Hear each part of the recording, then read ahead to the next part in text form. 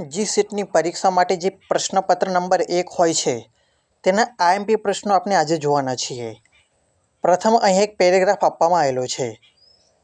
ત્યારબાદ છે પ્રશ્ન નંબર 1, સાચો વિકલ્પ શોધો. ચૂપકીદી મહત્વપૂર્ણ ઘટક છે. તેમાં જવાબ આવશે ઓપ્શન સી, રજૂઆતની સમય સૂચકતામાં. ત્યારબાદ છે પ્રશ્ન નંબર 2, લેખક પ્રમાણે દીર્ઘ વિરામ એટલે. તેમાં જવાબ આવશે ઓપ્શન સી, જિજ્ઞાસા દર્શાવવી. પ્રશ્ન નંબર 3, શ્રોતાઓ માટે ચૂપકીદી. ત્રીજા પ્રશ્નમાં જવાબ આવશે ઓપ્શન ડી, વધુ બોલે, ઓપ્શન સી. પ્રશ્ન નંબર 4, ચૂપકીદી શ્રોતાઓ માટે સાર છે. ચોથા પ્રશ્નમાં જવાબ આવશે ઓપ્શન સી, બિન પ્રત્યાયન. પ્રશ્ન નંબર 5, કોણ તક આપે છે વક્તા અને શ્રોતા વચ્ચે દ્રષ્ટિ સંપર્ક કરવાનો. પાંચમા પ્રશ્નમાં જવાબ આવશે ઓપ્શન સી, ચૂપકીદી. પ્રશ્ન નંબર 6, આમાંથી કયા ઇનપુટ અને આઉટપુટ બંને ઉપકરણોમાં સામેલ થાય છે. છઠ્ઠા પ્રશ્નમાં જવાબ આવશે ઓપ્શન બી. પ્રથમ આવશે એ, ટચ સ્ક્રીન. ત્યારબાદ છે બી, યુએસબી મેમોરી ડિવાઇસ. અને છેલ્લે છે ઓપ્શન સી, સીડી ડ્રાઈવ. પ્રશ્ન નંબર 7, નીચેના આપેલામાં કયું વિધાન સાચું છે. સાતમા પ્રશ્નમાં જવાબ આવશે ઓપ્શન ડી.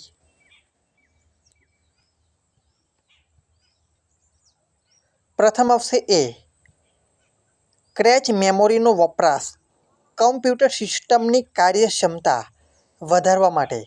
ત્યારબાદ છે B, primary memory main memory તરીકે ઓળખાય છે. ત્રીજા નંબરે આવશે option C, hard disk secondary મેમોરીનો દૃષ્ટાંત છે. ત્યારબાદ છે option D, static random access memory ક્રેચ મેમોરી નથી. જવાબ આવશે ઓપ્શન ડી. એ, બી અને સી સાચા છે અને ડી ખોટો છે. જે ઓપ્શન ડી છે તે ખોટો છે. ત્યારબાદ છે પ્રશ્ન નંબર 8, નીચે આપેલ વિકલ્પોમાં કયા વિકલ્પમાં CCBY અને SAના લક્ષણ છે. આઠમા પ્રશ્નમાં જવાબ આવશે ઓપ્શન એ. પ્રથમ આવશે એ, નકલ અને પ્રકાશિત કરવાની મંજૂરી. ત્યારબાદ છે બી, ઋણ સ્વીકારની આવશ્યકતા. અને છેલ્લે આવશે ઓપ્શન ઈ, લાયસન્સ બદલી ન શકાય. પ્રશ્ન નંબર 9, NMEICT મિશનના સંબંધમાં કયો વિકલ્પ આઈસીટીમાં શિક્ષણ માટે તક આપે છે. નવમા પ્રશ્નમાં જવાબ આવશે ઓપ્શન બી, ઉચ્ચ ક્ષમતા વપરાશ જોડાણ અને કમ્પ્યુટિંગ ડિવાઇસ. પ્રશ્ન નંબર 10, આમાંથી કયો વિકલ્પ વન સ્ટેપ એજ્યુકેશન પોર્ટલના સંદર્ભમાં છે. 10મા પ્રશ્નમાં જવાબ આવશે ઓપ્શન સી, સાક્ષાત.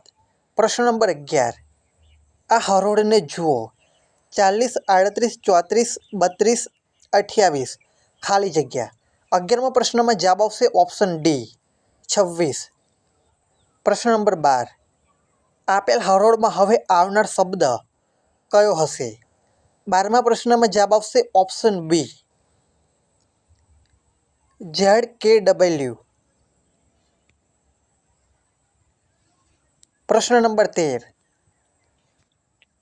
આપેલ હરોળમાં હવે આવનાર શબ્દ કયો હશે.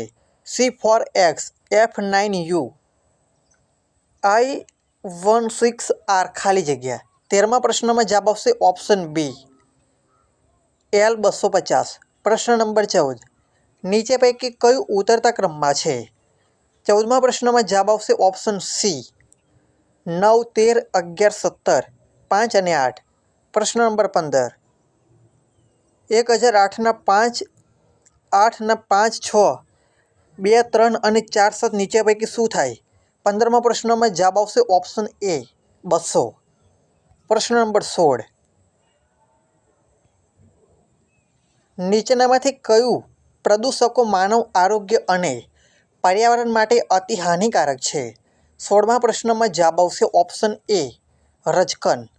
પ્રશ્ન નંબર 17, 2030 માટે ટકાઉ વિકાસના શિક્ષણ માટે નીચેનામાંથી કયું પ્રાથમિકતા ક્ષેત્રમાં નથી? 17મા પ્રશ્નમાં જવાબ આવશે ઓપ્શન ડી, પ્રશાસકની ક્ષમતાનો વિકાસ. પ્રશ્ન નંબર 18, નીચે આપેલ વિકલ્પોને મેળવી સાચો વિકલ્પ લખો. 18મા પ્રશ્નમાં જવાબ આવશે ઓપ્શન સી. એક છે ચિપકો આંદોલન, તેમાં જવાબ આવશે ડી, સુંદરલાલ બહુગુણા. 2 છે નર્મદા બચાવ આંદોલન, તેમાં જવાબ આવશે મેઘા પાટકર. 3 છે હરિત ક્રાંતિ, તેમાં જવાબ આવશે એ, મસ સ્વામીનાથન. અને 4 છે વિશ્નોઈ આંદોલન, તેમાં જવાબ આવશે સી, અમૃતા દેવી. પ્રશ્ન નંબર 19, 19મા પ્રશ્નમાં જવાબ આવશે ઓપ્શન બી. કયું વિકલ્પ ધ ફ્યુચર વી વાન્ટનું પરિણામ છે? જવાબ આવશે ઓપ્શન બી, ટકાઉ વિકાસ પર સંયુક્ત રાષ્ટ્રની પરિષદ. પ્રશ્ન નંબર 20, આનુવંશિક સંસાધનોની પહોંચ અને લાભોની ન્યાયી અને સમાન વહેંચણી પર નાગોયા પ્રોટોકોલ.